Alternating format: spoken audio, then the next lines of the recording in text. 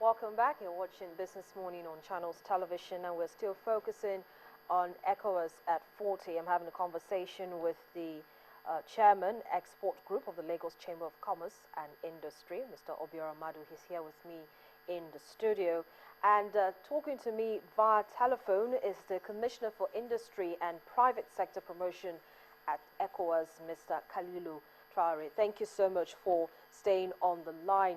Now, Mr. Traore, we're talking about regional integration, but before you continue, that train of thought, I want to quickly ask you, is the dichotomy between the Francophone and Anglophone countries in the sub-region an issue to worry about? But just before you comment on that, this breaking news story coming in at this time is that the impasse between President Goodluck Jonathan and the National Assembly has been resolved. Now, at a resumed hearing of the case, both parties submitted to the court that they have met as directed by the court and have agreed to make concessions that are mutually beneficial. With this new development, the Supreme Court panel, led by the Chief Justice of Nigeria, adjourned to 4 p.m. for the report of the settlement to be presented before the court. The parties also agreed to withdraw all pending applications before the court. The Attorney General of the Federation had approached the court to stop the National Assembly from vetoing the refusal of the President from assenting to the Fourth Amendment of the 1999 Constitution.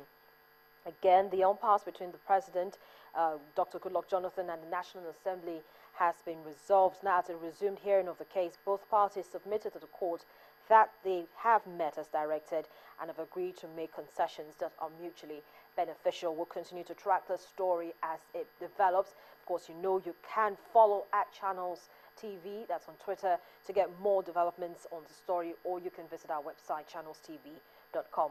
Mr. Traore, please, if you can, could you comment on that, the question being that, yes, we're talking about regional liberalization, but there's a dichotomy between the Francophone and the Anglophone countries in the sub-region, also another issue to worry about that might begin to affect this regional integration that ECOWAS is trying to achieve.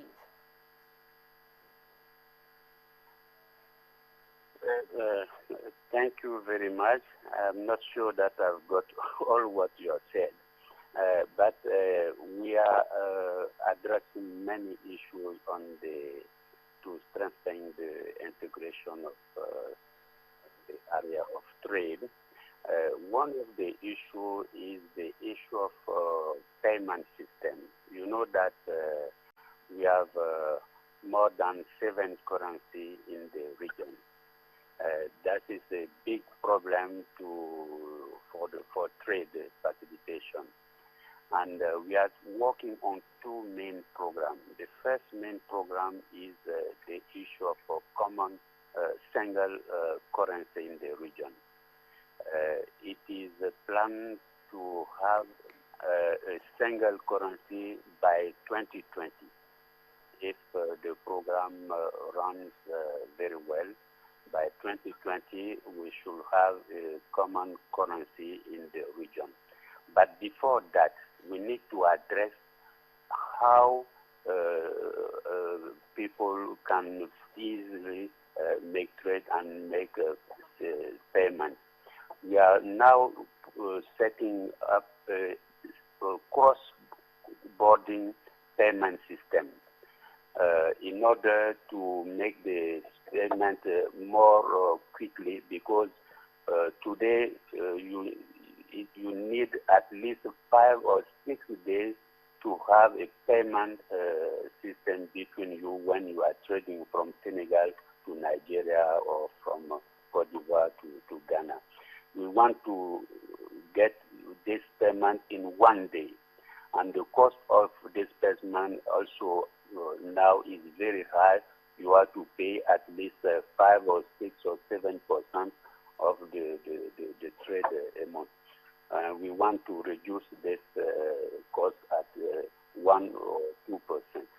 That is one program on the way, and all the central banks of the member states have adopted the program. And last week we had a committee meeting on that. That is the issue of payment and monetary cooperation. Yeah. we are also working on others. The issue of quality infrastructure. You know, if you don't have the same standards, it's not easy to make trade among you. So we are now working to harmonize standards among countries. And so far, we have more than 30 standards already harmonized on the most important products of trade in the region, talking about maize, about rice, about other things, agricultural products that we use to have on our corridors. And this trend is on the way, and we will have by next year regional infrastructure and all agencies to have this, to make the accreditation of the different laboratories so that we can make easy trade.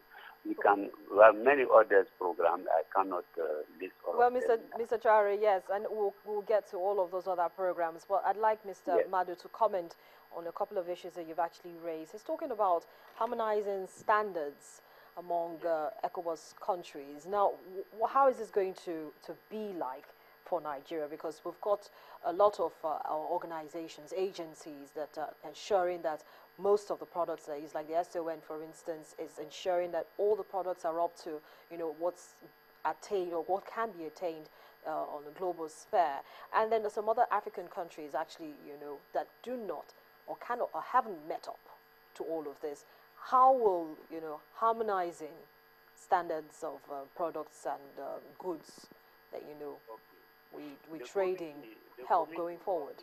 Well, the presence of an agency of government in charge of standard does not guarantee standard products from, because if you look across the West African region, almost all the countries have their own standard organization. So what ECOWAS is trying to do is to also ensure that these standards agree with one another. Every one of them is a custodian of the international standards, which must be complied with. But because we're talking about integration, because we're talking about a common market, we also need to be sure. But I think also that one of the major issues which he has to address is our basically agro and raw material based economy. And consumption. We are essentially consumption economy. I mean, look at cocoa, for example. If you are doing 80% of the world cocoa, that makes you a world power as far as that is concerned. But Nigeria doesn't do 80% of cocoa. No, it's not Nigeria, it's the ECOWAS. I mean, Cote d'Ivoire does 60. So by the time you add Ghana and add Nigeria, it comes to that. But I'm saying that in that case, we also have the muscle in this very particular. You see, we have several products that we have, we are either the largest producer in the world as countries or as a region. But how are we using our strength in those commodities to be able to turn around? Because if you look at the commodity prices are still being dictated from the other end. And we are still exporting raw materials. Even the cocoa we're talking about is still raw material. So we are earning peanuts when other people process, then they earn big money out of it. These are part of the issues. Then intra-regional trade, so regional trade is not, I mean, the entire Africa is 10%. If you look at other regions, EU, even the Asian tigers, you have 27, 50-something, and the rest of them. That's an issue. And I think also they need to address unrecorded trade. Because what I have found out is that most of the time, what we have recorded to us as intra-African trade, a lot of it is much, much higher. But the fact is that they can only record the ones that they're able to capture. But I think technical abilities of our people to meet international standards. Because one thing is to set these standards. The other thing is to be able to follow it down, to ensure that when these goods are going out, that they meet the quality that is required. Because if we do not earn a good name for the quality of what we produce, then you're going to find that people are going to start turning their back on your products. So it's a lot of work. I know it's a lot of work. The challenges are so much, but they don't need to give up at all. Well, thank you so much, Mr. Obiora Madu. That's where we're going to have to leave the conversation. We're fast spent for time. I actually lost track of the time. Thank you also, Mr. Traore, for joining me on the program and also sharing your perspectives. That's where we're going to have to leave it. But the conversation will hold again. But thank you so much for your time today.